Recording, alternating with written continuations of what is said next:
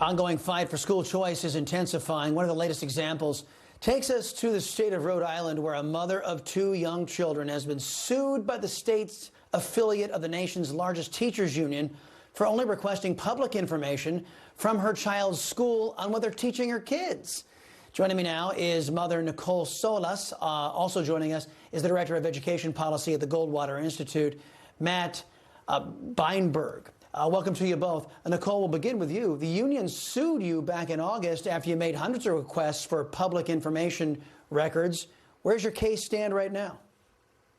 Well, we had our hearing on December 1st, and we're still waiting for the judge to render a decision about whether she will dismiss the case and give us limited discovery into evidence on whether the teacher union was harassing me with this frivolous litigation. So we still haven't heard yet, but we're hopeful that the right decision will be made. Matt, this is thuggish for this kind of thing to happen. Here's a mom who just wants information, which this shouldn't be a secret, but you've got school districts around this country basically putting non-disclosure agreements on parents so they can't tell folks what's going on inside of these schools. If it's so secretive and they want to sue people to shut them up, then what the hell is going on inside of GovEd? Yeah, it's a great question, and we do see attacks on parents all over the place, right? We had that infamous letter now from the School Boards Association, the administration, basically equating parents with domestic terrorists and really treating parents like Nicole as enemies as opposed to partners who are working on behalf of their kid. We're seeing politics infused in the classroom.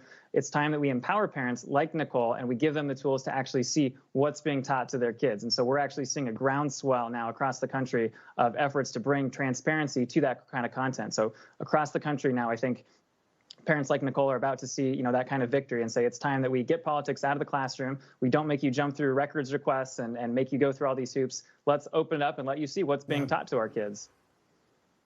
Well, Nicole, you wouldn't be having these problems if Republicans and Democrats actually gave you school choice. If you had the power of the purse and these left-wing administrators, these unions relied upon your goodwill for the money that they get, then they wouldn't be suing you and they wouldn't be trying to bully you right now. Let me ask you a question. Will you support any politician who doesn't support school choice? Absolutely not. I mean, the success of my children depend on their school, and it depends on their school to have academic transparency first and foremost. To begin with, we need to know what they're learning, and then we need to decide if we want our kids to be learning the specific materials that they're teaching them in their school. If we don't want them teaching that, then we should have the ability to bring our children to another school using our tax dollars, because we need to fund students instead of systems. I won't vote for any politician that doesn't support my child's right to an education. And I really hope that politicians are hearing parents loud and clear, because we've already seen in Virginia that we support politicians that support parents and children. So they need to be making the right choice in this next upcoming election.